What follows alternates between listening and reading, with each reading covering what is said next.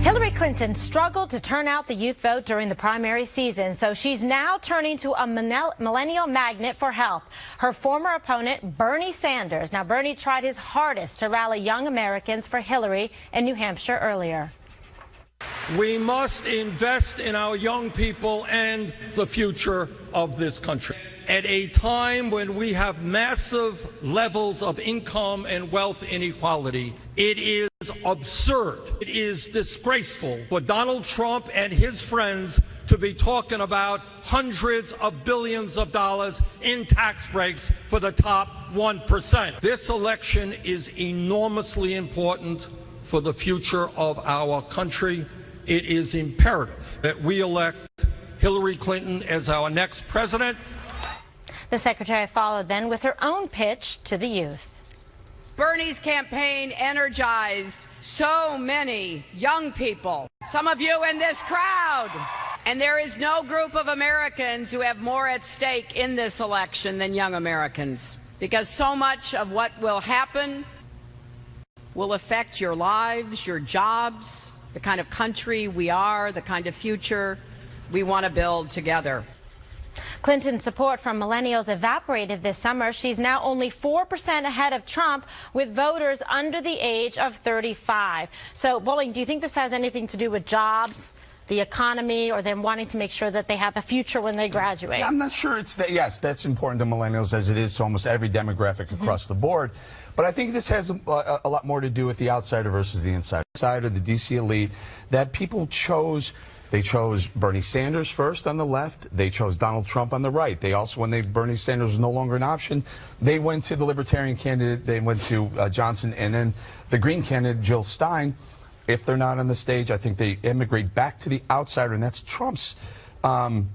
He's done a good job with it, but that's Trump's mandate to continue that going forward for the next 6 weeks until the election, to say, I'm still the outsider candidate. Even if you're a Democrat, if you're not into D.C. politics the way it's been done for 230 years, then try something new, try me. And I think that he's actually resonating. A lot of people thought Johnson and Stein were taking away from Donald Trump, but as these battleground state polls, as Stein and Johnson's numbers go down, Trump is the one who's gaining all that momentum. Are you joking? Not at all. Not at all. Look at the numbers. I'll look at the numbers, but the numbers are clear.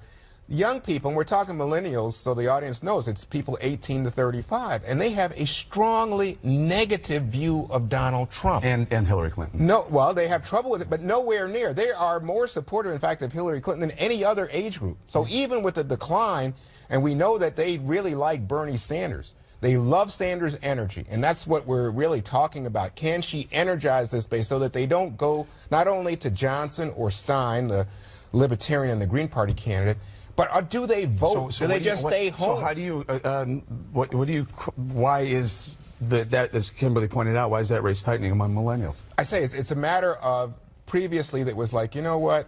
I think I might vote for the third-party candidate. I just think Hillary Clinton's inevitable. It's not going to make a difference, and I really don't like her all that much, so I'll go for... yeah, but they're not back. They're coming back. They're coming back to Trump. They're not coming back to Trump. That's not what the numbers show. They're not going back to her. Dana, from a communications point of view, this is something imperative for her to turn out this vote and energize her base. To me, when I saw this, I was like, wow. They know what they're doing. They're smart to be able to glue her Velcro to Bernie Sanders for now and try and get out that momentum, turn out the people to vote, and speak to this education and, reform of loans and things. So last week on FoxNews.com, you can find it. I wrote this piece about how not to win the millennial vote. And one of the things that's interesting is Bernie Sanders is, to me, a very unlikely celebrity politician. But the young people, they absolutely love him. They'll turn out for him. And he actually ends up being a really good warm-up act for her. So warming up the crowd, and then she comes in, and he's willing to do it, and so you have that unity on the ticket, so that's good for her. But we didn't talk about the other person that's helping on the millennial vote for Hillary Clinton. At least she hopes that she will be able to help, and that's Michelle Obama. Yeah, she was out today, and I think she's probably the most popular politician in America, and there's articles that say that she and Barack Obama feel a very strong vested interest in trying to help Hillary Clinton and other Democrats win, to help try to continue their legacy. The challenge for Donald Trump will be to say, you guys really want 8 more years of this?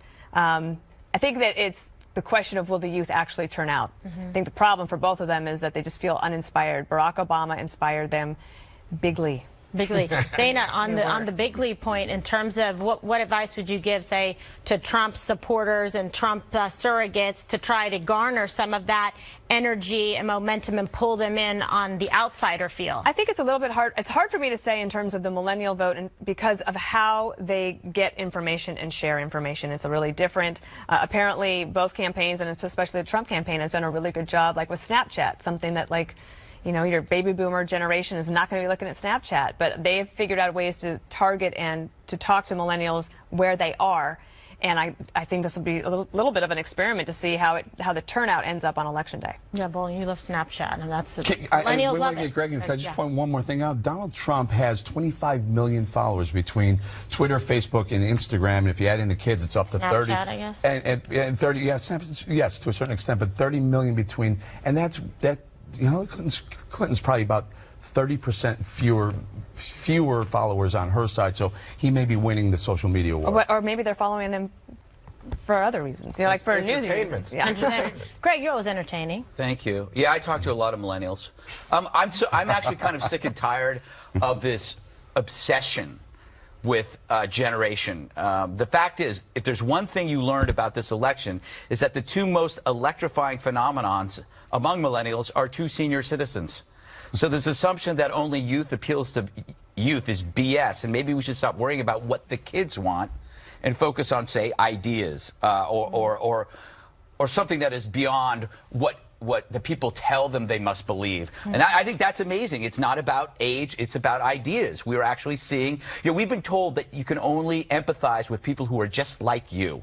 You know, only whites can understand whites, only blacks can understand blacks, and how dare you try to empathize with anybody else. And you have two people, when you combine their age, it's like 370. And young people are actually going to them. They rejected the younger candidates. I saw an intriguing trend when we were at Hofstra. All my experiences on college campuses have been with the typical lefty student protester going back to the late 80s. That's all you saw. But on Monday, you saw just as many non-lefty protesters and activists there. For the longest time, the left had owned the turf of academic dissent. They were the ones that were out there. And all the other students would just shut up and say, that's for them. We'll go study electrical engineering. We'll go major in business administration. We'll let them own that turf. That's over. Yeah. I think there is a young right that is creating their own student movement, and it explains the reaction in the safe space hysteria. Right. The left are realizing it now. But the right loses that battle for you said the ideas, and I think you're 100% right, stick to the ideas, but the right loses that battle because with millennials, the ideas are this. On the left, free college tuition. Right. What do they relate to? College tuition. That's right now. On the right, the selling point is stick with us. Down the road, you're going to get better jobs. You're going to make more money. Yeah. Taxes are going to be lower, and that's aspirational down the road. But there's one difference. There is one difference. The right, the young right, have actually had enough with the politically correct climate on campus. Tough sell, though, right? Yeah, but I think they enjoy being able to say, screw you, we don't care about your feelings, your safe spaces, and your microaggressions. And speaking of such, what's Donald Trump been up to since the debate? Juan, of course, taking more shots at his opponent. Take a listen. The single weapon that Hillary Clinton has, I mean, she couldn't even pass her bar exam in Washington, D.C. She failed it. The single weapon that she's got is the media. Without the mainstream media, she wouldn't even be here, folks. That I can tell you. We're going to get rid of that crooked woman. She's a crooked woman. She's a very, very dishonest woman. Okay, so Juan obviously taking shots at Ms. Clinton there, saying that she's a crooked woman. He didn't use any of that language or make personal attacks against her during the debate. Your thoughts on this? Well, one thing, I think he shouldn't have said woman, because I think at the moment, given all that's going on with Miss Universe and the Clinton campaign using that to great advantage, a Latina beauty pageant contestant who says that Trump offended her and complained about her weight. I just think he needs to stay away from the woman angle, and given, again, the importance of the woman vote, especially white, suburban, Republican-leaning women. I just think, I don't know, he doesn't seem to pick up on that issue. I just wanted to come back to something Greg was talking about for a second, Talking Kimberly. now in Iowa as well, live. That's just a shock. Go ahead. Which is the issues of importance to millennial voters. First of all, it's so important to understand millennial voters are now the biggest single cohort in terms of the electorate. They're bigger than baby boomers. And for them, the issues that really matter are so interesting to me. They really like Obamacare. And I know it, especially Dana, to tell me, oh, Obamacare's tough, but they like it. They like this idea of that social safety net. They really like the idea of having help with their college loans and debt. Social safety net issues are just so critical to them. They do not like Wall Street. They don't like big business. They think, you know, that's just not great for them. And so as a result, they get turned off by politics because they see politicians as always defending big business, you know, too big to fail and all the rest. They don't think that no one's invested in them. And that's what Bernie Sanders did so successfully. They're missing an economics lesson, though, Juan. Because you can't pay for Obamacare and free college tuition without business generating jobs and income and tax revenue. But Dana, how do you sell that then? How do you message it to that group if you're a conservative? Well, and that's, I was thinking along the same lines, and how difficult it is then to keep on ideas and only talking about ideas rather than on personalities, because the basics of economics are not filtering through on that level. And so it's tough, especially if you also add the culture issue, right? Pop culture, not on the conservative side for the most part. But I do think there is something that's interesting politically, and that is that in the debates and in this election, this is the first presidential election we have had in several goes around it, where the issue of gay marriage is not on the table. There was not a debate question about it. There's no discussion about it. And for millennials, gay marriage is like they are for that. They are for fairness, non-discrimination. It doesn't matter your sexual orientation. So in some ways, you can focus back on ideas once you take some of those social issues off the table. And so talking about economics, really important, but a harder sell for conservatives who want smaller government if the largest generation, about 90 million strong, wants a lot more of it and thinks Wall Street isn't going to be able to help them. And choice did not come up as well. Abortion. Well, there was nothing on gay rights. There's nothing on abortion. There was almost nothing, I believe, on religion. So right. This is a key club that is missing from the left-wing golf bag. It's not going to work anymore. So what they have replaced it with, I think, is they've expanded the accusation of bigotry and identity politics to make up for this, because they think that they see that as a way of cornering Republicans, either on the race card, which they've always used, but now they're using it more often. And income inequality. Yeah, income inequality is the other new club that they put in there. The other thing that's interesting, though, is watching how Trump's advisors, in order to talk to him, are actually using the press. They realize that they can't get to him, so they go to the New York Times, they leak information. It's like taking an advertising out in a newspaper to get your girlfriend back because she's not talking to you. That doesn't work. I've tried it. Yeah. But you know, the social justice part, the racism, that generation's very much into social justice. On the gay issue, the equality. All right. Okay. All right, we got to go. I'm sure you can I got to get off. imagine. I've got a party. It's time for you to leave.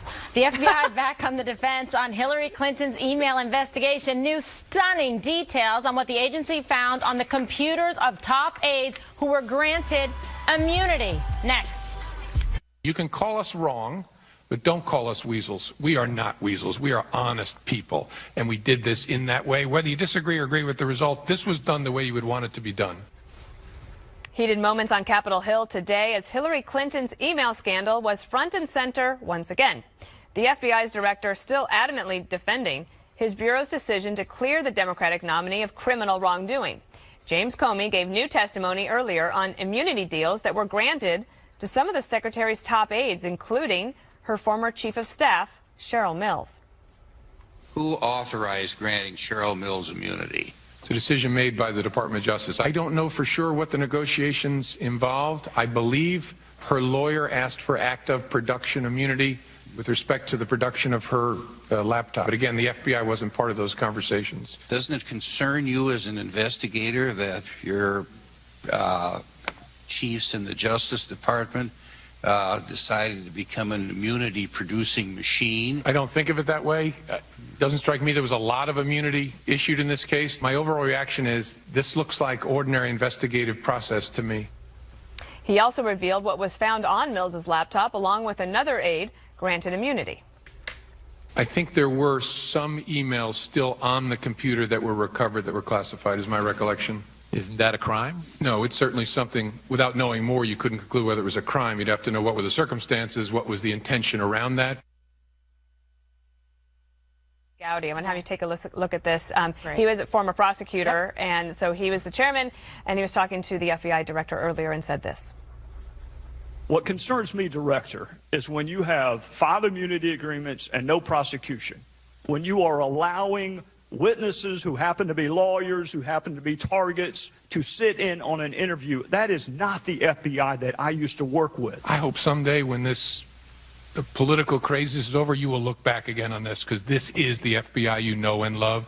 This was done by pros in the right way. That's the part I have no patience for. Interesting thing about that exchange is that they are friendly, they know each other, and they have a lot of respect for each other, but very different opinions on the matter. What do you think?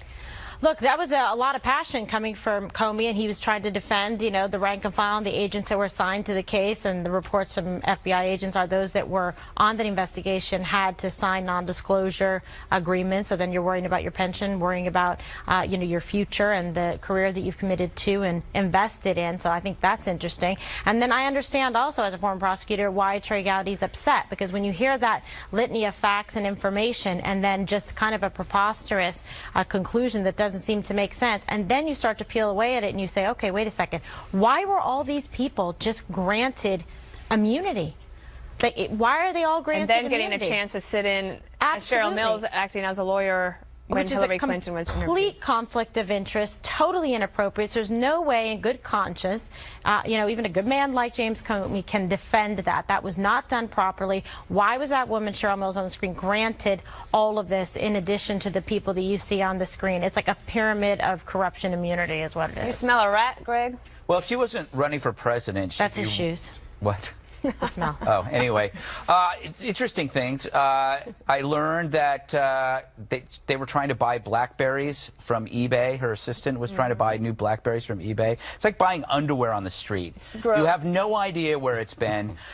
People will try to paint this as a political witch hunt, but it really is about national security. If a president can't handle classified info in this era of technology, that's very scary. I mean, it's like electing Hillary is like dropping Wilma Flintstone into the Jetsons. She's the wrong person for the right era. The fact is, if she wasn't running for president, she'd be running from the law, she'd be on the lam, and her husband Bill would be on whatever happens to be around at the time. Oh, my God. I'm not going to play the soundbite because I want to charming. save time, but Eric, I want to ask you. So Judge Napolitano was on earlier, and one of the things he said was, how could the FBI director be proud of an investigation that didn't use any of the tools available to the FBI? Yeah. And he said he was proud of it. Comey said he was proud of it. Look, I actually trust James Comey. I think he offered immunity because he was trying to get to a goal. He's trying to get to some information. My problem isn't with any of that. My problem is once he got the information that we all know he got.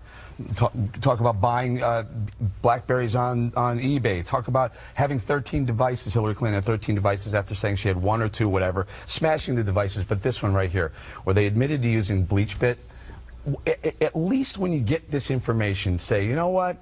There's more here, and we may be done. But rather than saying, I don't recommend an indictment, further investigation, he should have said, no, I think this needs to continue. We need to continue to research and find out why someone would go to such lengths to make sure that no one finds those 33,000 emails. And why are you granted immunity if you didn't commit crime? But even if you do use the immunity to get to another person, to get to another person, I don't know that. There's nobody left. Juan, she's left. She's left. Juan, That when you didn't work. putting your when you were a Washington Post reporter, putting that hat back on, would you follow up on this story? Like, do you think there's something there? Oh, sure. Everybody thought there was something there. That's why the New York Times got involved with this story from the start. No, but I mean now. Now it's done. The thing is, FBI guys, you say you like Jim Comey because for a while there was criticism of Comey, criticism of the agents.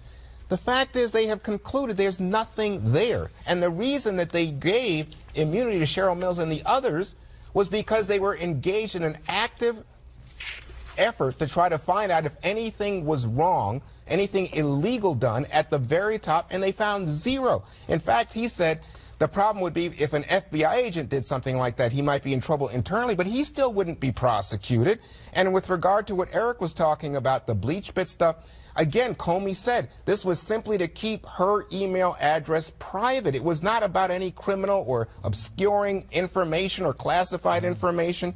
And, you know, they don't police who attends these meetings, who can be a lawyer for someone in an open discussion with an FBI agent. So Mills walked in. The problem I have, the big problem is, you guys keep making this the equal of anything that's been done by Trump, or worse than anything done by Trump. In fact, it's exactly the opposite. Trump is the one who is under active investigation for the illegalities done by his foundation. Trump is the one who's going on about his not paying taxes. Well, but those issues are not regarding national security and classified information. And neither as a federal is this. employee. This is Oh, settled. of course it is. This is settled. This In is your done. mind, it's settled, Juan. Not my mind. I'm not Jim Comey. Well, maybe it's okay. Well, that's a good point. Yeah, very good point. Maybe I don't trust Comey anymore. All right, Director Comey also. Take it back, yeah. This is. We don't have any more of this. Oh, Director Comey. I was like, no, I don't want to do the Judge Napolitano saw because we don't have time. So now I've even wasted more time. But Director Comey also talked about America's terror fight, and he's warning of a threat like we've never seen before after we win the war against ISIS. And Greg has all those details when we return. Not really. FBI Director James Comey said the U.S. should expect a wave of terrorists once we get ISIS out of Iraq and Syria. Roll it. The challenge will be, through the fingers of that crush are going to come hundreds of very, very dangerous people. They will not all die on the battlefield in Syria and Iraq. There will be a terrorist diaspora sometime in the next 2 to 5 years like we've never seen before. We must prepare ourselves and our allies, especially in Western Europe, to confront that threat.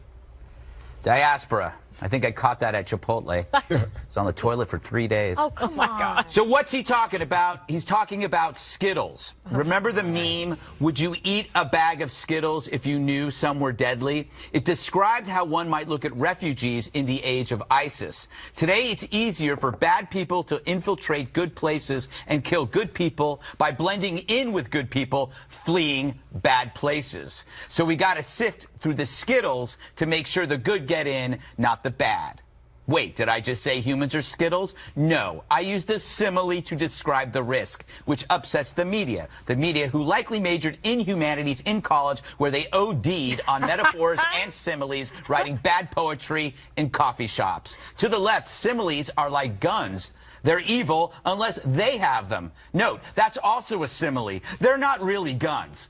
But Comey's other warning, the killers aren't abroad, but they're now within. With homegrown evil, the Skittle thing doesn't work anymore. Right. What simile does? Our immune system. We spend time and money strengthening our body's own defenses against threats within and without. Left or right, we all harden this soft target with exercise, nutrition, preventive checkups. Why do we embrace this with our health but not with our nation? It's a good question, one we must answer before a country catches something terminal. Are you saying refugees are like smoking? Yes. No, I'm saying that we have to look at our borders and look at our military and look at our national security as an immune system. Your simile is the immune system, the body, right? But The Skittles are out of the why would we bag, put Eric. something in it Yes. that could risk the whole system. Yes. Yeah, that's why I vape. Vaping is good. It's like the visa program. Vaping is like the visa program. But the There you Skittle go. bag comes with one inside already. Right. There you go. So, Well, that's well, a I wrap. guess we fixed that one. Hit the tee. I'll We're see you no guys longer, later. I'm going to go going across the Langens to have a beer. You want to? I'll argue with you. Yeah, sure. I'll argue. with you. Of course. So, because I'm a humanities major, philosophy major, right? Yes. And I used to hang out at coffee. I didn't have much time for coffee shops, but I like coffee. Yes. Now, anyway. But my point to you is, you're like picking up on this. Is it Donald Jr. who used the Yes. Skittles analogy? Yes. And even, is it Mars who makes Skittles? I don't know. I think it's Mars. I think so. Yeah. Even the Mars people said, you know what? Skittles are not human beings. That settles it. That wasn't- Mars has settled the argument. Yeah. No, they just They didn't were want, being literal. They Yeah. didn't want bad press. They didn't- The no. point is- They said it had nothing. In fact, they said that explicitly. Nothing to do with bad press. this is contrary to our values as Americans. So let me just say to my values to you, you know what? If it was a matter of a couple bad Skittles, I wouldn't eat any, right? I wouldn't eat the This thing. is so racist. Do you notice what, But my point what to the you board is- said? The point? ISIS threat. That's the picture behind Wow. us. People But are like, my point what? to you is that with human beings, This is so you have a crazy. whole different set of standards because you realize that our country's history is very proud about Yeah. welcoming refugees I understand. fleeing oppression and terror. I know. So go ahead, you're smirking at me. Tell me. No, Speak. I was thinking if I said you were a sinking ship with a Titanic, write a note and complain. Okay, well, so here's the headline What? of the good news. Please, enough of the Skittles. Yes, Okay. go for Honestly, it, I Kimberly. prefer the Fruity Mentos. So Comey is saying, yes, good news. The caliphate will be crushed. Okay, however, there will be this terrorist diaspora that will remain in its wake as you have an insurgent movement of different terrorist factions that try to come together. And what will they do? They're going to flee the burning building, i.e. Raqqa, et cetera, where ISIS and And the come here. caliphate is Or the to nerve Europe. center. And they're going to come here, and they're going to come to Europe, and they're going to hit the West. And then part two of badnews.com is that they are already here, and that you've seen even the effectiveness of one individual acting in the name, whether you call it inspired or directed. Nevertheless, the outcome is the same, that they are creating acts of violence and jihad here on our soil.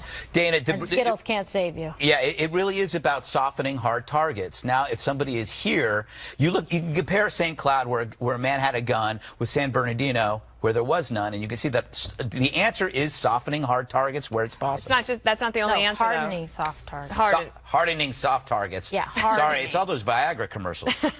Why? Call us in 4 hours Yeah. if you have a problem. Okay, Wow. Don't I look think at it's me. part of an overall problem. I'll tell you, Cameron. Overall problem. Yes, what you're saying is true about Right. the targets, but it's not just the people that's the problem that we have to fight. It's the ideology, because the people will keep coming, and so that's where on Monday night's debate we did not have a conversation at all from the two candidates who are going to have to help us to continue fighting. The war on the ideology is not just the people. And I would commend to people, there's an article on a great website called War on the Rocks, and it's called The Coming Jihad in Russia. And it's about the soft underbelly of terrorism that basically is filtering up through the ranks in Russia. So it's not just America that has this problem, it's civilization that has the problem. You always give the viewers reading material with every single comment. I She's, also... Lisa Simpson. What, Eric? I'm done. Oh, you are? I'm good. You're good? Good to go. We need more resources and more imagination All right. to win. Deadly force. Okay. We could keep going. We could. Let's Dylan. do it. Or let's take a break. Okay. Howard Dean is trying to make himself relevant again. But did he cross the line, get it, because of cocaine, with this accusation about Donald Trump? That's next. Howard Dean is off the rails again. Another pun. Yeah, right? there you go. Insanely, former presidential candidate and former governor, liberal loon Howard Dean, had this to say about Trump's debate performance, keying on the sniffling that the mic was picking up. Howard Dean tweeted this, quote, "Notice Trump sniffling all the time, coke user, question mark." Dean then doubled down, telling MSNBC this. You can't make a diagnosis over the television. I would never do that. But he has some interesting, that is actually a signature of people who use cocaine. I'm not suggesting that Trump does, but I'm suggesting we think about it. May I just say, Dr. Dean, that's mighty rich, taking a shot at a candidate for sniffling sound. Who can forget that sound you are known for? Listen. And then we're going to Washington, D.C. to take back the White House. A little pot calling the kettle black, may I ask. KG, Or on the Dr. rail. Dean Yeah. dropping a Coke reference. You know, that was ill-advised. That's not helping him. It's not helping Hillary. She's not going to want him to say that. It's just, you know, there's no evidence or proof of that. Now he's going to have a target on him for the rest of his life. He's going to regret that statement. You know, you shouldn't say something like that, because that's quite disparaging to say that somebody has a drug problem or was like doing cocaine before the debate. Donald Trump doesn't even drink, so that was a little bit bizarro. Juan, should Dean walk that back? That's up to Dean, but I must say I'm interested. You know what he did? What? He said that the press should ask him. So he's trying to keep this story alive, because here we are talking about it, so we're giving it attention. I mean, it's unbelievable. But because I don't think it's fair politics, but that's the way politics is played these days. This gets into the culture. People pay attention to it. And, you know, So you're pushing back on Dean's I don't like assessment. it. I don't Okay, like good. Dana, your thoughts? I don't like it, and I didn't like it when people were suggesting that Hillary Clinton had Parkinson's and that she had needed some sort of assistance to get up the stairs because the thing that was a flashlight was something else. I mean, all of it is preposterous. She shouldn't have lied about her pneumonia, but now that is all set aside. I think that Hillary Clinton actually has an opportunity to push back against Howard Dean and show a little grace towards Donald Trump. That would probably not be a bad thing to do. Yeah, he's one of her biggest supporters, too. He's out there, right? He's a surrogate? Surrogate for Yeah. her. Greg, your thoughts? It's clearly he's on angel dust. Anybody who shouts like that, it's an obvious symptom of a clear PCP addiction, probably a long-term one, I'd say, going over decades. The have your real own point medical is show soon. nothing matters anymore. You can say whatever you want. The bar has not been lowered or heightened. The bar no longer exists. When you could say a POW is not a war hero, you can say that. When you make fun of a woman's face, you can say that. Don't ask for an apology. Too late for apologies. You lost it. Yeah? well, remember, Greg is the one who did a wonderful segment of showing all the snorting and sniffling. So I guess Greg is... Reminded me of old times. He was having some fun with it. Can I just for See old the times, see long-term the Dean effect? stream one more time, just for fun? And then we're going to Washington, D.C. to take back the White House. I'm afraid that's contagious. I don't. All right, let's leave it right there. Juan's next. He's very excited to tell you about a new endorsement for Hillary Clinton, making some news today. Stick around, Lem. What an election. All kinds of wild things going on. Another newspaper has endorsed Hillary Clinton. The reason why this one's especially noteworthy is because it's a paper that's never backed a Democrat before in its 126-year history. The conservative Arizona Republic has chosen to back Clinton over Trump because, quote, the 2016 Republican candidate's not conservative, and he's not qualified. The challenges the United States faces domestically and internationally demand a steady hand, a cool head, and the ability to think carefully before acting. Hillary Clinton understands this. Donald Trump does not. So I know this upset you, Eric. What do you think? Steady hand, cool head, Yes. Hillary Clinton. That's what they said. Yeah, good luck with that. And by the way, when the Supreme Court is left and when the federal courts are left, we'll go back to the Arizona newspaper and say, how do you like your choice now? Okay, but also you have, Dana, the Dallas Morning News, the Cincinnati Enquirer, other conservative papers. I mean, these people didn't endorse Kennedy, FDR. They're endorsing Clinton. It's not an anomaly. It's not necessarily a trend. I don't think it's determinative of the outcome.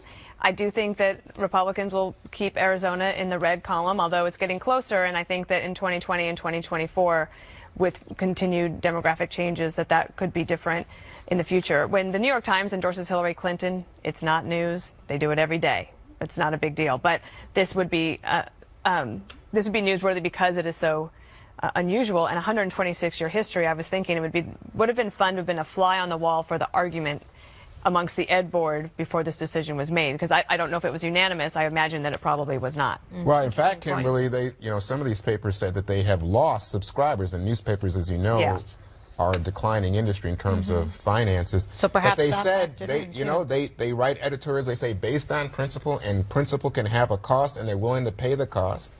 How would you respond? Yeah, I take issue with them saying that she is somebody that can be relied on. I don't find as based just even on the email scandal that she's someone that's trustworthy. I think she's someone thinks she's above the law, that has been able to avoid prosecution and being brought to justice for her crimes. I mean, look at the Clinton Foundation, look at the email scandal, look at Benghazi. So no, fine. Don't do an endorsement then, and nor is she a conservative. That's what I say to the Arizona Republic. Greg, so there's some other papers that we should talk about. Manchester Union Leader, Winston-Salem Journal, Richmond Times-Dispatch. They didn't endorse Clinton. They endorsed Gary Johnson, the libertarian. What are these papers you speak of?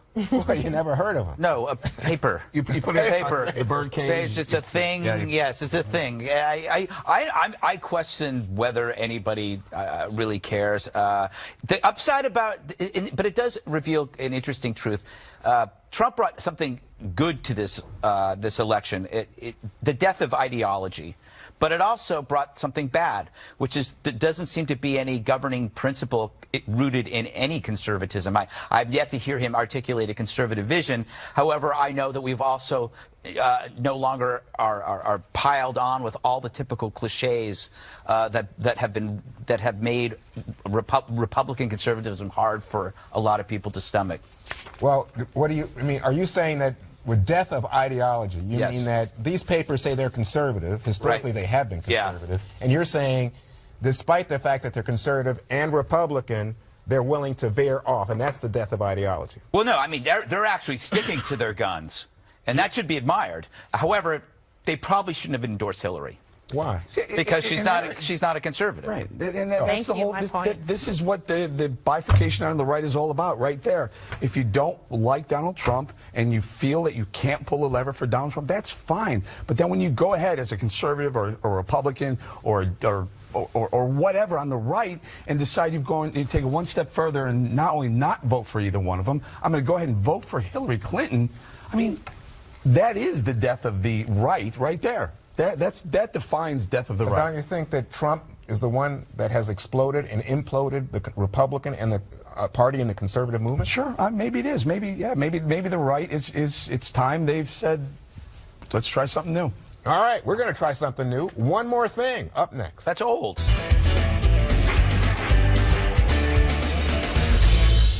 It's time now for one more thing. Greg, delight us. I will. Let's go to this thingy. Greg's Robot News. All right, this is more proof that it's only a matter of time before the robots enslave all of us. Take a look at Pepper in Japan. It's a robot. It's trying to learn how to land a ball in a cup. Fails. This is after 10 times. It fails after like 50 times, 80 times. Then when it gets to the 100th time, it actually does land the ball in the cup. It is a metaphor for the coming superintelligence. Once artificial intelligence surpasses human intelligence, we are going to be hens and chickens in their farmhouse. They will just raise us for brain meat. It's over. Ew. We'll be those little balls in that cup. Yep, we'll be the little balls from the string. cup. Yeah. The little balls. All right, another terrifying moment from Greg. Thank Okay, you. Eric. Okay, so we'll check it out. What say you? The race is literally tightened up almost to a lock dead even. That looks like a But gun, Eric. Do you know how long this took me to make, by the way, Greg? Gosh, It I'm took me feeling a an hour. microaggression. So I think it's going to come Why down did to this take an Florida. hour? Donald Trump has to have Florida. If he doesn't have Florida, it's game over. Florida breaks down this way. The panhandle, northern part of Florida, is Republican. It's going to break Republican. South Florida will break Democrat, mostly because the Miami area is so heavily Democrat. The I-4 corridor, Tampa, Orlando, Daytona, is that purple area, and the demographics about that are this. 69% of the state is non-Hispanic whites, but in that I-4 corridor, Hispanics are moving into there at an amazing rate right now, the highest, fastest growth area. But also, the Villages effect, right in the middle of the I-4 corridor. The Villages, in 2013 and Love the 2014, Villages. the fastest growing city in America, and that is predominantly educated whites, and they will fall for Trump. This is it, right? Don't- right not here. literally fall. 2016 is going to come down to this swatch of land in America. I believe it's going to be right there. Won or lost right there. And his campaign event in Melbourne, Florida yesterday was amazing. Yeah, The rally they had a was turn. huge. Guess where Melbourne is? Yeah. Just south of Daytona. Yes. Just Right. right at Daytona Beach. Yeah. All right, Dana, what do you have for us? Well, do you remember last Saturday when we had our show and Yep. we ran out of time, but I wanted to tell you more about this. So that was the tease from last Saturday. Now we have it. So I was telling you about this Purdue professor of entomology. Entomology, Okay. His name Insects? is insects. His name is Larry Murdoch. And the reason I love this story is that this is American ingenuity at one of America's great universities. Former Governor Mitch Daniels is the president of Purdue University now. And they came up with this idea of how to create these particular bags that help prevent pests from getting inside so that these farmers in sub-Saharan Africa can get their product to market in order to sell it so that they can feed their families and grow their communities. Most of these people earn less than $2 per day, but with this kind of technology and initiative, they're going to do better. Anyway, Rick Perry was such a team player. He was unfortunately eliminated from Dancing with the Stars. And he said he was able to talk about those veterans issues that really brought me to the show to begin with, and was one of the reasons he decided to do it, to showcase veterans in America and their service. All right, everybody, that's it for us. Special Report is next. Okay, Greg, get your head out of my face.